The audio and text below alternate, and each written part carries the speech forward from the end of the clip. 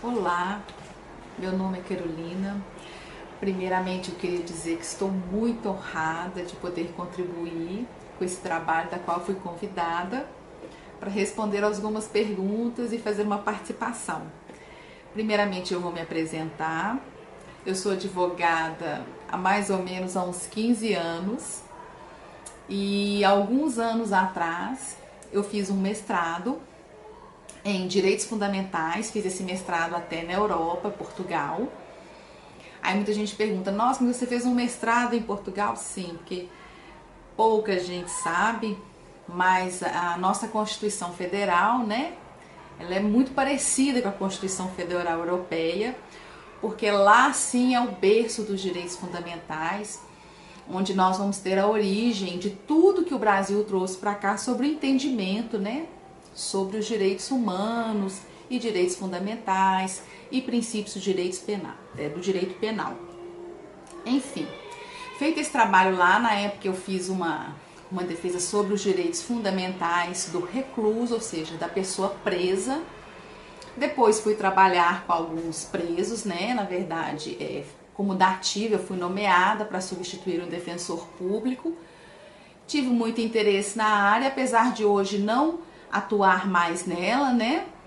Foi uma área que muito me cativou e gostei muito de ser convidada para esse trabalho, fiquei muito lisonjeada mesmo. Mas enfim, falando então, que é o tema que nos interessa, inteligência artificial e direito. É interessante porque mais ou menos há 2 meses atrás eu recebi um e-mail sobre um processo que eu havia ajuizado, em que nesse e-mail estava escrito que havia uma proposta de acordo sobre esse processo, em que nessa proposta de acordo perguntava se eu aceitava determinado valor sobre acordo. Via um link de um determinado site e tinha uma senha. Eu acessei esse site, digitei essa senha e esse site começou a conversar comigo. Disse que tinha uma proposta de acordo e perguntou se eu aceitava. Eu disse que aceitava, não aceitava tal valor, o site começou a negociar comigo.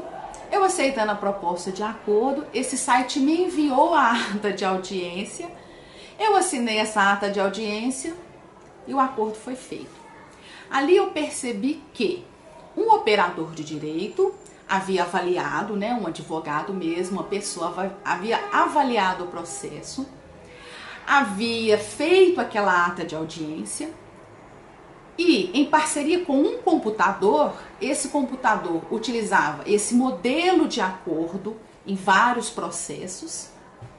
E esse computador, essa inteligência artificial, negociava comigo os valores. Então ali eu vi que eu estava diante disso, né, que tem a ver com esse trabalho com a inteligência artificial e o direito.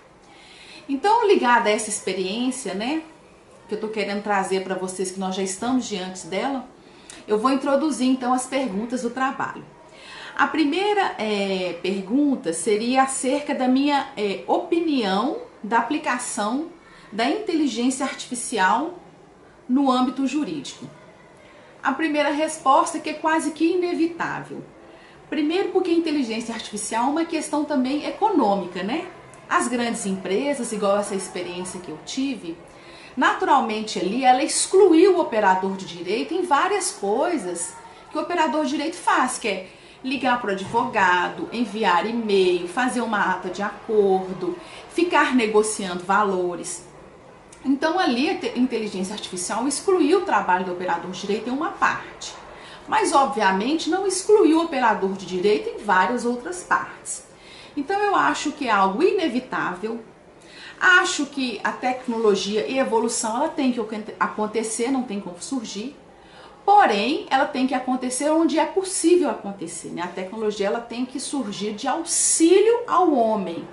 Mas eu não acredito que faz sentido ou deverá acontecer uma substituição do homem, né? No trabalho que só o homem pode fazer. Por exemplo, quanto à consciência.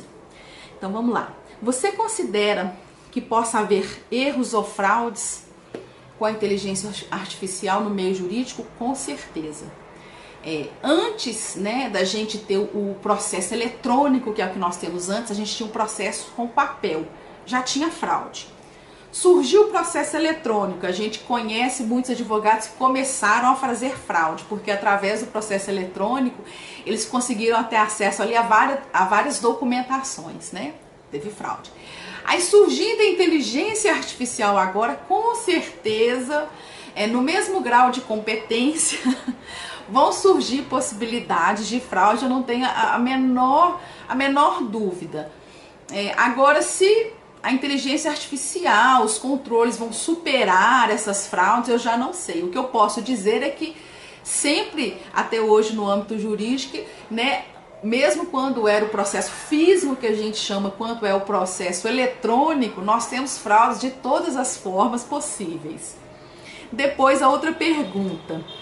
Para você, o uso dessa nova tecnologia pode trazer impacto aos operadores de direito? Sim. Ele vai trazer um impacto nas tarefas do operador de direito naturalmente, com certeza. De acordo que o seu operador de direito, ele faz várias tarefas. Eles fazem as tarefas intelectuais e eles fazem essas tarefas, mais ou menos, algumas que realmente elas podem ser substituídas pela máquina. Porém, eu entendo que a principal tarefa do operador de direito, e muito tem se estudado sobre isso, que é a principal tarefa que o direito ele vai muito mais além do que o advogado ele trabalhar num processo. A justiça ela tem um trabalho muito profundo, ela tem um trabalho de paz social, ela tem um trabalho de trazer equilíbrio social, ela tem esse trabalho apaziguador, ela tem esse trabalho de trazer igualdade. A justiça ela é um trabalho muito mais amplo. Então o que acontece? O operador de direito, talvez ele deixe de fazer algumas operações mais manuais, que podem ser substituídas, e eu acho que vão acabar crescendo para o operador de direito outras áreas. Por exemplo, atualmente estão crescendo muito as áreas de conciliação, onde o operador de direito ele vai trabalhar ali o lado humano, conciliador e apaziguador do conflito. Então o que eu percebo é esse, vai mudar o tipo de trabalho. Nós estamos encaminhando para trabalhos mais humanizadores do que mecânicos do processo. O processo ele deixa esse lado mecânico e parece caminhar para o processo mais humanizador, principalmente com a introdução da inteligência artificial que vai fazer essa parte mecânica. Vamos a outra pergunta. Deve haver limites ao uso dessa tecnologia? Com certeza absoluta. É aquilo que fala, existe um campo insondável, humano, né, que a máquina nunca vai poder fazer por nós. A tecnologia ela deve intervir apenas de auxílio para nos servir, né, naquilo que é o objetivo do direito, que é essa paz, equilíbrio, né, entre as partes envolvidas. Vamos lá, depois outra pergunta. A inteligência artificial gera influências no direito penal? Eu acredito que a partir do momento que vier a introdução da inteligência artificial, naturalmente vai tentar uma introdução no direito penal. Porém, o direito penal é a parte que a gente tem do direito mais delicada, né, do direito. Por quê? Porque ali a gente trata de restrição de liberdade. Ali o Estado ele entra numa questão muito especial, que é o direito de punir o ser humano, né? De modificar a vida de alguém. Então eu acredito que o direito penal é a área onde deve-se haver mais cuidado na introdução da inteligência artificial. Eu acredito particularmente que é onde deverá haver menor participação da inteligência artificial. Porque apesar de hoje, né, não estar muito na moda direitos humanos ou respeito pelos valores, né, prezados do direito penal, os princípios, né, não está muito na moda, mais cedo ou mais tarde isso vai ter que ser avaliado, né, esse respeito até mesmo para os presos e tal. E eu acredito que é um setor tão delicado que é isso que eu falei mesmo. Eu acho que onde deve-se haver menor participação da inteligência artificial. Eu acho que isso é uma tendência. A inteligência artificial vai haver mais onde houver aquelas cobranças de dívida que a gente vê hoje, que já está tendo nas empresas, em outras áreas. Vamos para a próxima pergunta para poder não demorar muito trabalho. Vamos lá. No que tange o uso da inteligência artificial, né? A preocupação apresentada pela grande maioria das pessoas quando o assunto consiste na ideia do ser humano ser substituído por essa tecnologia, sob este viés de que forma os direitos fundamentais influenciam nas questões. Bom, é exatamente isso. Os direitos fundamentais, eles resguardam justamente isso, a humanidade. Tudo que está previsto no direito fundamental é tudo muito subjetivo. Todos os direitos que estão ali são direitos quase, apesar de que eles podem ser atendidos através de formas materiais, eles tentam atingir as coisas subjetivas, né? Que sejam a estabilidade, o lazer, o direito de igualdade. Então, muito do que está previsto nos direitos fundamentais são as questões subjetivas. Em razão dessa ideia subjetiva, os direitos fundamentais vai proteger justamente isso.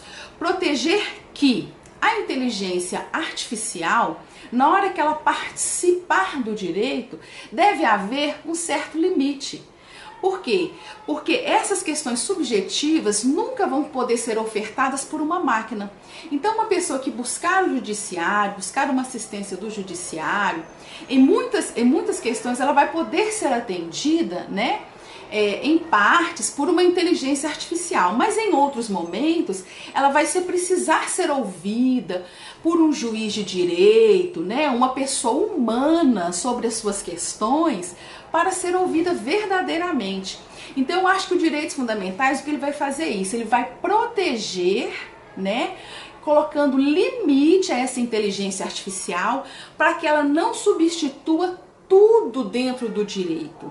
Então ela vai ser isso. Eu acredito que os direitos fundamentais é um fator limitador da inteligência artificial, preservando aquilo que é essencial e qual que é a verdadeira finalidade do direito, que é o bem-estar, a paz social, o equilíbrio e futuramente, quem sabe, vai ser introduzida na nossa Constituição a felicidade. É isso, muito obrigada pelo convite e até mais.